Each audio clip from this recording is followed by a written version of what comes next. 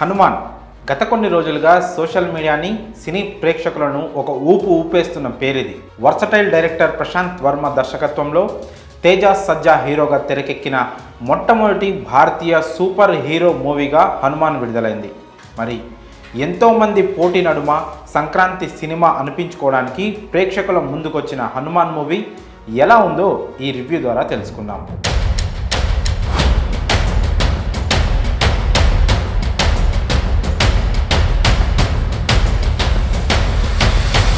ముందుగా కథ విషయానికి వస్తే సముద్ర తీర ప్రాంతంలో ఉండే అంజనాద్రి అనే ఒక చిన్న పల్లెటూరు.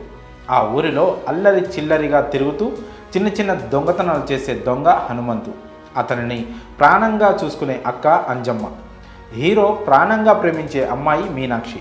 అత్యంత బలహీనుడైన హనుమంతు మీనాక్షి ప్రాణాలు కాపాడడానికి ప్రయత్నించి ప్రాణాల మీదకి తెచ్చుకుంటాడు.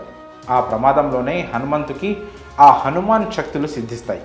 చిన్ననాటి నుండి సూపర్ హీరో అవ్వాలని తహతహలాడే మైఖేల్ ఈ విషయం తెలుసుకొని అంజనాద్రి గ్రామంలోకి ఎంటర్ అవుతాడు.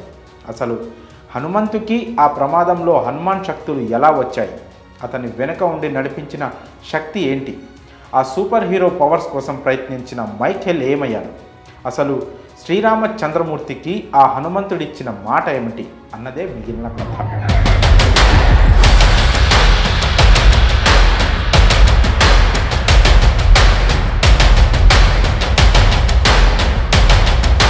విశ్లేషణ విషయానికి వస్తే super hero movies Indian cine ప్రేక్షకులకి అంతగా పరిచయం లేని జానర్. కానీ మనందరికీ తెలిసిన రియల్ సూపర్ హీరో మాత్రం ఒకరున్నారు. ఆయనే మన హనుమాన్. ఆ అంజనీ సుతుడి బలం గురించి, శక్తి గురించి, ఆయన ధైర్యం గురించి, ఆయన సాధించిన విజయాల గురించి వింటూ పెరిగిన వాళ్ళం మనమందరం. అలాంటి ఓ మహాబలశాలి ఆరా చుట్టూ సూపర్ హీరో కాన్సెప్ట్ కథ అల్లుకోవడంతోనే ప్రశాంత్ వర్మ సగం సక్సెస్ అయిపోయాడు. నిజానికి మనం ఇప్పటి వరకు మార్వెల్ యూనివర్స్లో చూస్తూ వచ్చిన spider man, iron man, ant man, Hulk వీరంతా కూడా మన హనుమాన్లోని ఒక్కో సూపర్ పవర్ని మాత్రమే కలిగి ఉంటారు. అలాంటిది ఏకంగా ఆ హనుమానే సూపర్ హీరోగా కదిలొస్తే అనే ఆలోచన ప్రేక్షకులకి కిక్కివ్వక ఇంకేమిస్తుంది. హనుమాన్ మూవీ ఆశాంతం ఈ మ్యాజిక్ సూపర్గా వర్కౌట్ అయింది.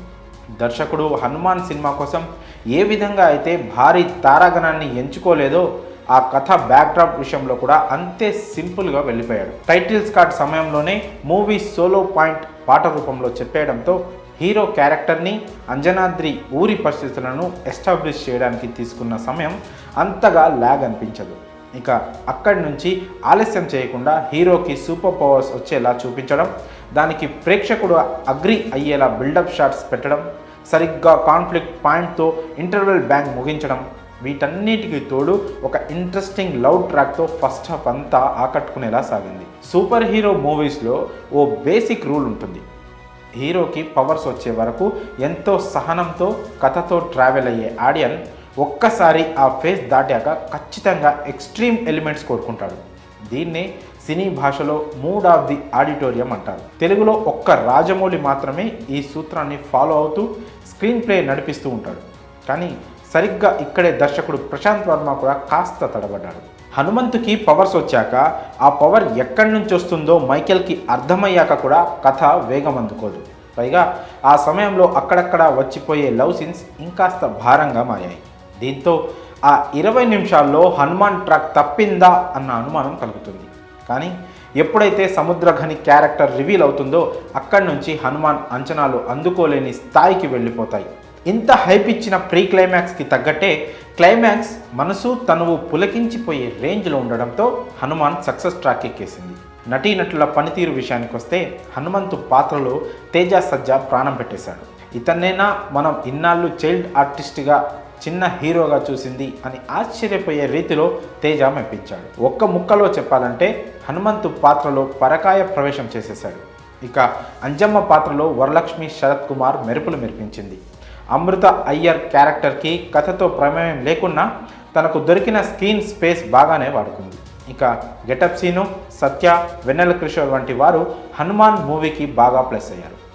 Last but not least Samuthirakani ఆయన స్వామీజీ పాత్రలో కెరియర్ బెస్ట్ ఇచ్చేశాడు.